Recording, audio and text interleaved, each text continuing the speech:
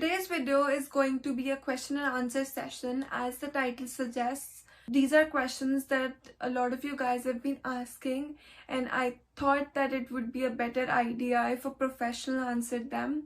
So today we have KARAM ma'am with us, who has been an overseas education and immigration consultant for the past 10 years. Since a lot of you asked me who guided me throughout the process, so I thought it would be really beneficial if I introduced her to all of you today and asked her the questions that you've been wanting to ask. So without further delay, let's welcome her.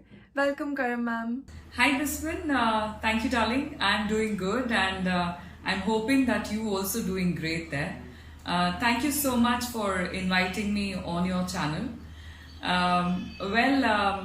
Bisman has already introduced me, and my name is KARAM KAUR, and the consultancy which we run is known as Be Best Consultants.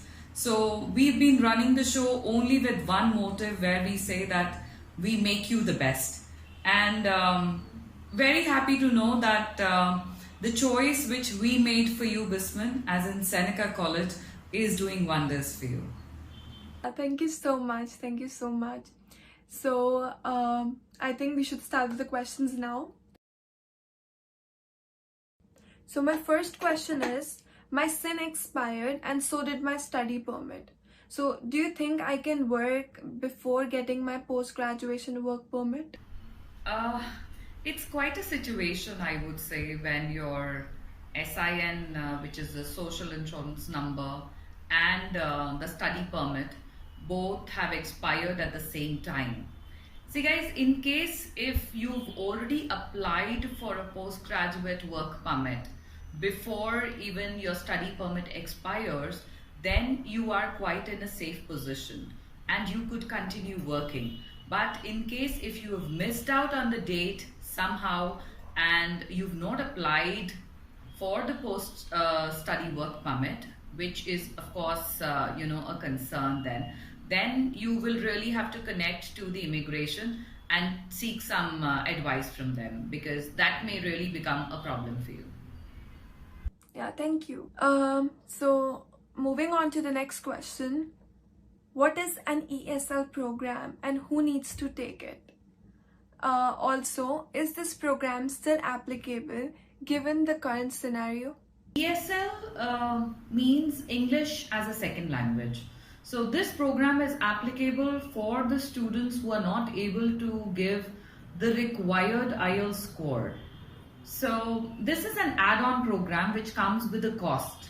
So anybody who is asked to take an ESL from an institution has to first complete with the ESL program, and only then on the completion they can further take the main program. It is applicable even today, as many institutions, especially the universities, do provide students with an ESL program. But usually we do not recommend the students to come with an ESL program, because it is a program which is a little on the costlier side, I would say. So, and English can be learned here in the home country, which is going to be quite cheaper. So even I think the immigration does not really recommend, though it is being provided by the institutions. So the visa chances really go bleak. What, according to you, is the scope of digital marketing in Canada? Digital marketing, I think yes, it is really booming. If I compare it with the other industries in Canada at the minute, I think it's a boom because of COVID also. So digital marketing is quite in high demand, not only in Canada, I would say it is even in high demand all over the world, because that is a platform today where most of the industries and companies are using for their promotions, because we are all somehow getting acquainted more to the virtual world, and I think we are spending more of time in-house. So digital marketing is one thing which is on boom. And I've also spoken to a couple of students where they said the same, that yes, digital marketing is in quite a high demand, and even few job portals. If you look at the Canadian job portals, it confirms the same, that There are around more than 500 jobs in Ontario itself, which could be for like social media guys, or the digital marketing guys, or the marketing managers, or the senior managers for digital marketing. And not only this, the salaries which they are being paid is almost like, 50 to 60,000 Canadian dollars per annum. Or if you go hourly, it is around 30 to 40 dollars per hour, I think, which is quite high, and which is showing that, digital marketing is on boom at the minute. Do you suggest coming to Canada after class 12th or after graduation? Also, if one comes after class 12th, do you suggest going for a graduation degree or like a diploma? Generally, diploma is considered to be a short-term program, which could be from a duration of 1 year to 2 years after class 12. And it is precisely for a certain skill set what one needs to be learning on, which would be with more of practical knowledge and less of theory. Wherein a bachelor's is a proper long duration program with in-depth knowledge of a subject, which could be for 3 to 4 years of a duration, depending on the course which you plan to go ahead for. I would usually recommend a student to go for a bachelor's program after class 12, because I think it would set the basis correct. And in case if someone is already a graduate and further wants to go for a postgraduate, he or she could be going ahead with a diploma or a master's. But my recommendation would be for a bachelor's program after class 12. And one more thing which I would like to say is that it is always better to not to squeeze in your opportunities. In case if you feel that you are good with mechanical engineering, do not get on to something which is like very specific into mechanical. It could be like, you stick to aerospace or aeronautical or something like that. So mechanical would be a better choice, because at times our goals are not very clear at the bachelor's level. So that is what my recommendation would be. However, both degree and diploma programs both have their own merits and demerits. And especially with the Canadian education system, diplomas are considered of almost of the same value as what the degree is. It is only about, the diplomas are a little more job oriented kind of programs which are being run. But as I already said that, yet after the class 12th, I would recommend a bachelor's, and if you're already a graduate, then a postgraduate diploma is quite considerable, is what I would say. And also about the costing part, I think the diplomas are going to cost you much cheaper than a degree program. And Canadian education system anyways has set things really good for the diploma holders as well, because being job oriented, you can quickly get a job and you fall under the skilled category. So that's what I can say. So you may choose a diploma or a degree. Canadian education system has a great value internationally. So both are good to go. It's only that you should have clarity about what goal do you want to achieve. My next question to you would be, what is the difference between a university and a college? And do you suggest taking a degree from a university or a college? Universities usually provide us with degree programs, which could be bachelor's or master's degree programs, wherein colleges only have diploma programs, bachelor's and postgraduate diplomas. They do not usually have master's degrees to be offered.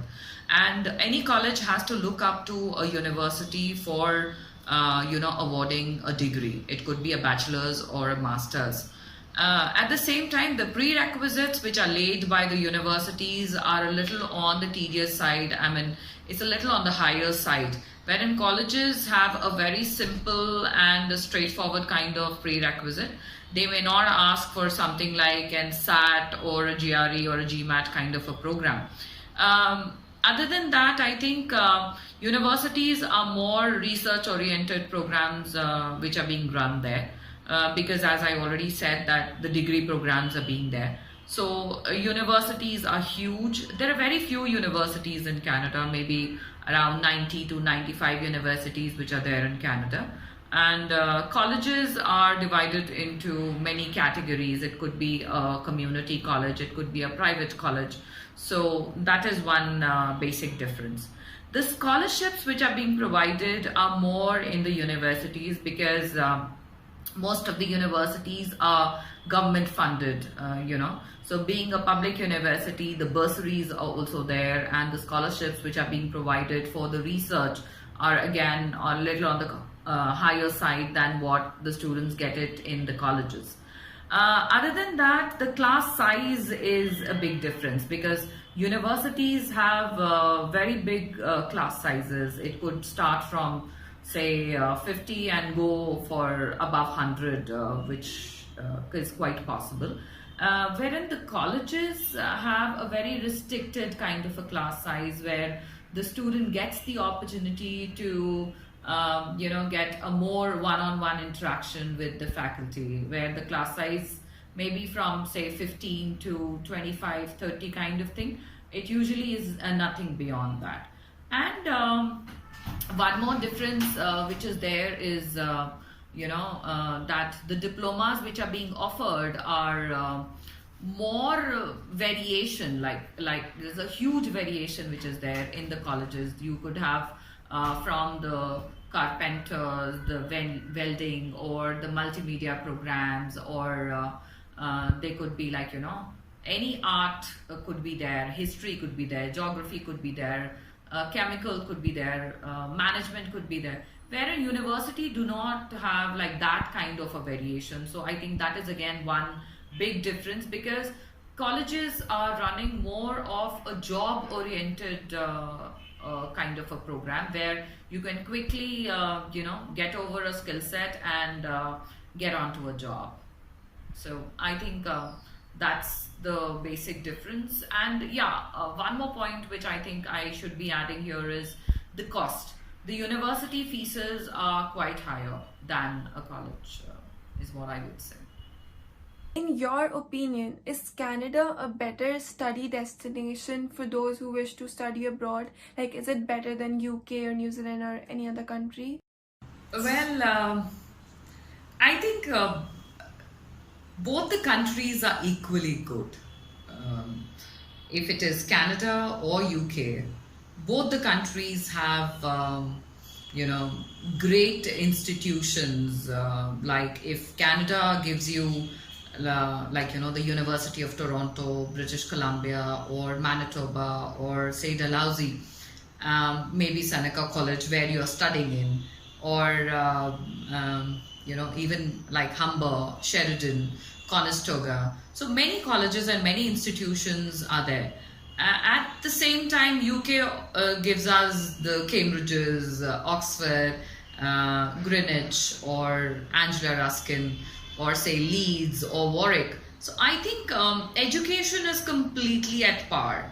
The only difference which I would say is that UK does not have any short-term programs really to be offered for international students. They only stick to bachelors or masters for that sake. Wherein Canadian education system has, the skill-oriented diploma programs which they are running, especially for the students who are a little, in a haste to get ready for the job market. But both the countries are completely at par when it comes to education. I think that cannot be segregated as in, whether it is Canada which is better than UK or UK is better, because both the countries are welcoming international students. Both are ready to give you, a time for a part-time job or a post-study work visa. Both of the countries doing. But yes, when it comes to, like say a long-term stay, especially which further routes you to a PR, I think is only Canada. UK also does that, but not completely at par with Canada. So in case if you are wanting to just stay back in any of the countries, I think then Canada is the best choice to be made. What, according to you, should be the criteria of the institution that you're going to study in? Like, what factors do you think one should consider before selecting a college or a university for themselves? The course and the course contents in length should be the basic criteria to decide over, um, you know, as in how you can select a specific institution where you're wanting to go and study in.